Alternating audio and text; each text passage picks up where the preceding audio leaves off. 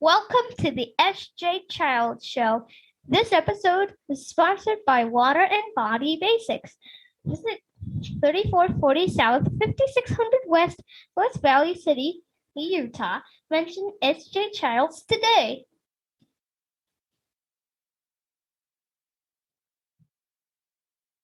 Hi, and welcome to the SJ Child Show. I'm your host, SJ Childs, and today my special guest is Pamela Simon. I don't know. I'm like reading your name all in one word. I'm so sorry about that. I'm having a problem reading words today. I totally mispronounced another gal's name earlier too, so my apologies. Okay. So nice to have you here, Pamela. I appreciate you coming. More importantly, is the message that you have to share. So I'm excited to have you and talk about that. Let's talk about just introduce yourself and let us know kind of where you're at right now. Okay. So my name is Pamela Simon. Thank you. And I'm the founder of Divine Mindset. And it's a organization where I help young women ages 13 to 19. And I help them build 3 foundational traits, which is their self-acceptance, their confidence, and their self-esteem. And I feel like with those 3 foundational traits, if they have those, and along with the techniques that I teach them and the skills that I teach them, that they can go out and accomplish anything that they put their mind to, right? Because they accept who they are. They have a strong confidence and self-esteem. And so they can go into any of those obstacles knowing that they're going to get to the other side. I love that. It's so important to empower, especially that group of women and teens. Do you deal with just women or all teens, men and women? At one point in my life, I dealt with everybody, right? I mentored whoever like I told you earlier, I worked with a group home. Yeah. So I've dealt with a little of everything, but I really honed down and niched down to young women in that age group, 13, 19, because I was that young woman, right? Yeah. Trying to figure things out. And so I want to help that group. Yeah. But definitely, I work with the parents and I work with the girls, and everything that I teach, of course, those parents can take those techniques and use them with any teenager. That is so important. One of the most important things I think with finding a program is having that parent support, because you can go and get all the services and your child can get all this help and everything. But what do you do after that? What do you do at home? And that's what I push, right? I want the parents' involvement to understand what I'm teaching and help them deal with their teen in whatever stage they're in. But you have to be the reinforcement, because I'm not there every day, right? You have to be the reinforcement to help them get through. Definitely. When did you get started doing this? So I have a bachelor's degree in educational psychology, though I am right now an information technology specialist. So I've always had the passion to do it. But, as you become an adult and life hits you, you start to fall into that. I got to pay my bills. I got to do this and I got to do that. Yeah. So I ended up in the military. But before the military, I actually worked in a group home, which dealt with children 12 to 18 at this place called Tejas Home for Youth in Houston, Texas.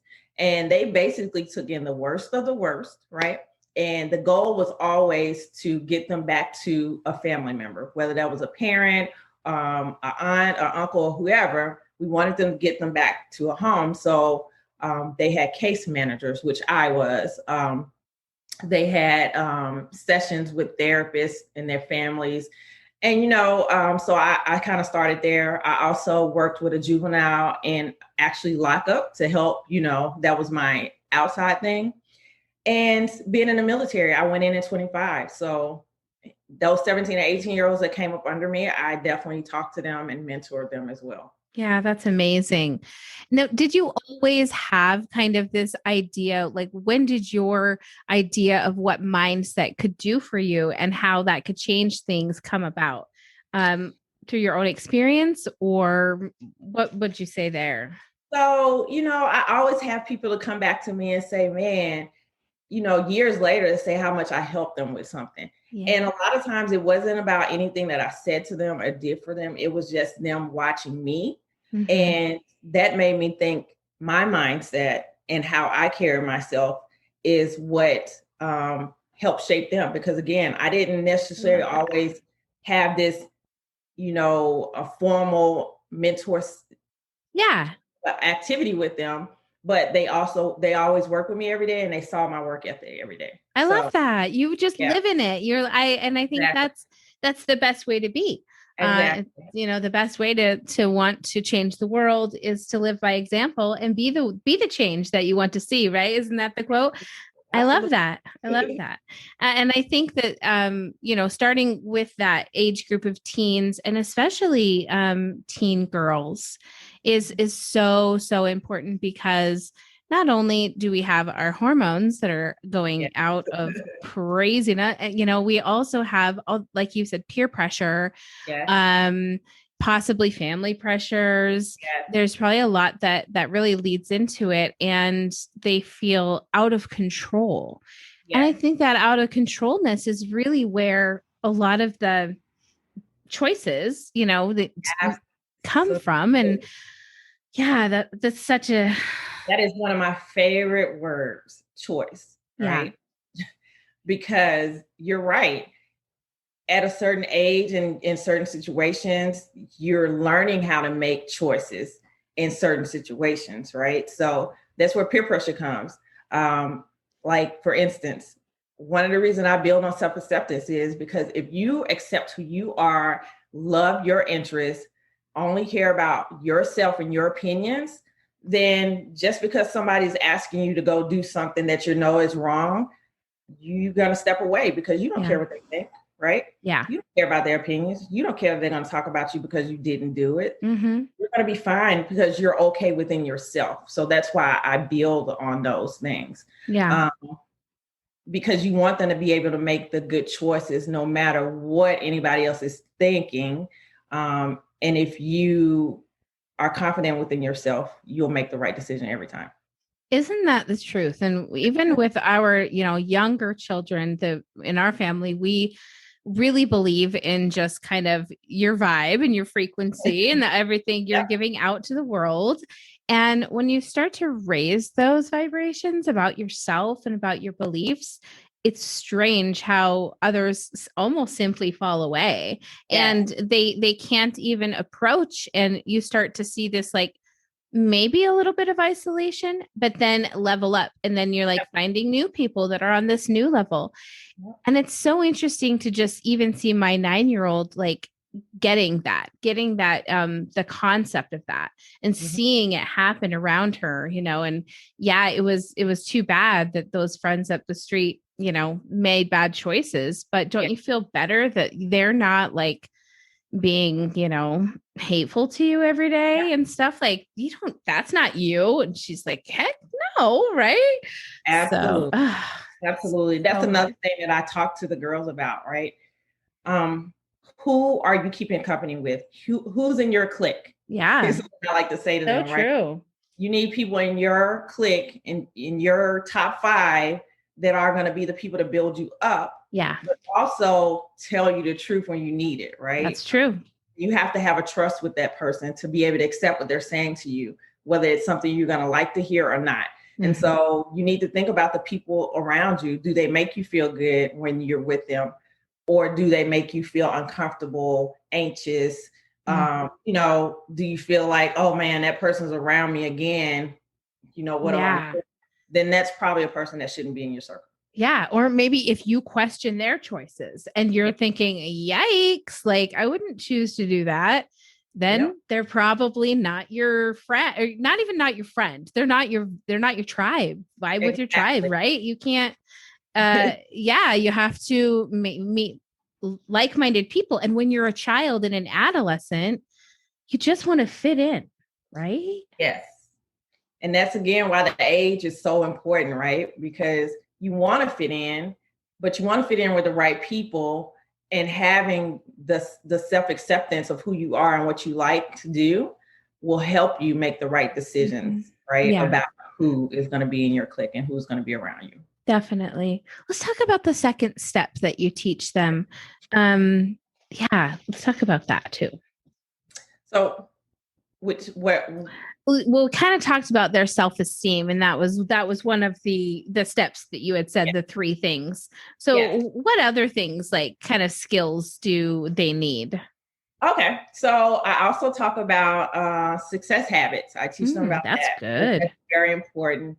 And I picked like 7 random ones, and I teach them that these are 7 that I focus on, and there are 7 good foundational ones. Pick the ones that work for you, work that into a routine for yourself, and then start to schedule that out, right? And that'll help you with goal setting, action steps to meet those goals. It'll help you stay on track. Yeah.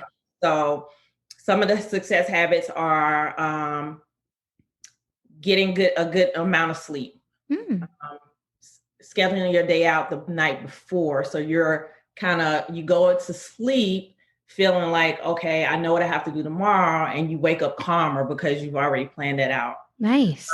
Yeah. I got to write that one down.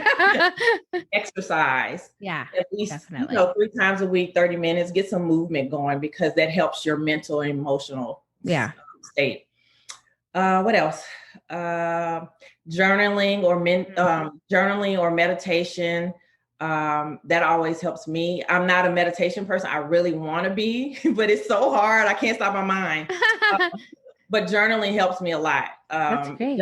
It kind of meets the same objective. Yeah. So you're writing down the things that are bothering you through the day. You kind of writing out how you could deal with them. And sometimes as you're writing, for me, as I'm writing, I figure things out, and it calms that situation for me. I love that. And I always like when I talk about journaling, because I think we come to that in a lot of conversations, actually, which is amazing, because those are wonderful ways to deal with a lot of things going on, emotions, whether bad, good, and you could really sort through things. And I love to remind people, writing down isn't the only way you can journal. You can record it. You can draw a picture. You can sing a song. There's so many ways to kind of journal your feelings or channel those feelings and emotions. So finding something healthy that really works for you.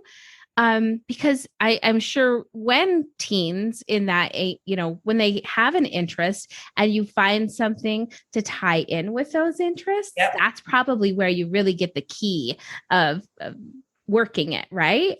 Absolutely. Yeah. So that's one of the other things that I teach. I think I teach body positivity. I help them to look at themselves. So one thing that I tell them, the first thing is look in the mirror and look at yourself. Yeah. And that person looking back at you is the only opinion that should matter at the end of the day, right? Yeah. But then I also tell them to look at themselves.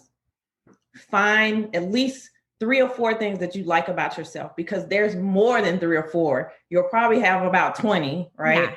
Yeah. And focus on those things, because all of us have flaws, but we also have great things about ourselves. Definitely. And that helps to grow their self-esteem as well as their self-acceptance of who they are. Yeah. I teach them to dress the way that they feel comfortable, not focus on the trends. You don't always have to be like everyone else. Yeah. That may not be your thing. And even if you did the trend, you may still feel uncomfortable because it's not your valid self. Yeah. So true. Yeah. So stuff like that. And so I talk about that in body positivity, but then I tell them to think of things outside of their physical self, because you're more than your physical self. What are your interests? Yeah. What are your strengths? What do you want to do with those things, right? Yeah. How do you think you can use those things to make you a successful person in the future? So, yeah. What about talking about failures? Do you talk about because isn't that so important too? Yes. You have to embrace the failures and the mistakes, and you have to love them. You have to learn to love them. So I tell them that failure is only the beginning, right? Yeah. You learn from your failures. But in order to do that, another thing that I tie into it is fear. right? Yeah. You're fearful of doing certain things because you've never done them before, but you have to lean into your fears and you have to figure out why you're fearful of doing that thing Mm-hmm. and kind of move past it and lean into it and just Yeah. go to it. And if you fail at it, there's two things that are going to happen. Either you're going to say, I can do this, and you're going to get up and try again, or you're going to say, this one is not for me, Mm-hmm. and mark it off your list and go to the next thing, right? Exactly. But again, failure is the beginning. If you never do it and try it, you don't know. You don't know. It's my head is like picturing a flight of stairs, and like at the bottom, floor is the failure. You can't even move up until you do, right? Yeah. You can't move up till you do. And I don't know why my visual brain was just going on there. Try to tie it to things like people that they like Beyonce failed many times before she became Beyonce, right? But if she never tried, she wouldn't be Beyonce. Exactly. No, and I love that. That's kind of the message that all people that believe, in mindset and in your right confidence is that you have to take that fear, you have to move that baby step past it, and you have to keep trying and you keep trying and you keep putting yourself out there, because that's where the growth happens too. And that's important for them to know at that age, is that it's so much fear because, and maybe with the knowledge you provide them, there's a lot less fear. Because I believe that that's the truth too, is when we give kids and youth knowledge, then they don't have to face it with fear. They're like, all right, I know a little bit about this. Now I can, either dig into it or no, it's not my interest. Absolutely. So, yeah, love that. That's great. I tell them all the time, my fear was, I had a fear of speaking in front of groups, right? I had all of these things of what was going to happen, but how do I know these were going to happen, right? So I'm like, what if everybody walks out? What if they boo me? What if they don't, all of these things. And at the end of the day, it's like, so what? Yeah. Right. So what? Do it again or you don't, right? Exactly. If there's one person that sits there, then you've accomplished something, because that one person listens to your whole thing. It doesn't matter that 100 people walked out if one stays. Exactly. I completely agree with that. I think you have to have that mindset, especially like what I'm doing, is that I'm bringing some great value and some great messages to people into the community. But if they're not open for it, if they're not ready for it, then they'll come back later, right? Yeah. So remember, I heard that somewhere. I'm coming back to that another time. No, but I think it's so important that you just know that you are giving value and that your intentions, what you're putting out there, are really kind of your backup, your backbone, and that's your reputation that you're putting. So yeah, I think that's so awesome. Where can we find you and your program? Okay, so you can find me on Facebook. And my group is called Mindset Shift for Young Women. You can also find me, and the group is important because on June 21st, I'm starting my next free workshop called Girl Be You, You're Beautiful. So I would love for you to jump in that. It's a 5-day workshop. But you also can find my website. It is divinemindsetcoaching.com. You can email me at divinemindsetcoaching@gmail.com. Perfect. So those are many ways that you can find me. And on Instagram, I am divine_mindset_coaching. Perfect. And I'll have all those links down in the description and text up on the screen once we get it done. So nobody will be able to not see what's going on. Thank you so much for sharing your time with me today and having this great conversation about really helping teens with their mindsets, teen girls especially. And, this is Mental Health Awareness Month. So this definitely will be aired this month to support that, support you. And like I said, I'll have all of that information, the group and everything down in the description. Thank you so much for your time today. Thank you for having me. This is so much fun. I'm so glad you made it. And I Come back anytime. I love that. And it's funny you said your fear of being in front of the, being in front of the camera or whatever, a speaker, because if you would have told me like in November that I would be doing this every day, I would have said, no way. Like I'm not brave enough to do this. But yeah, it's opened up a whole new level of who I can be next. And I'm embracing it 100%. So I'm right there with you. So I'll definitely be following you and keeping up, and we'll connect in the future. Okay, awesome. Thank you so much. Bye. Talk to you soon.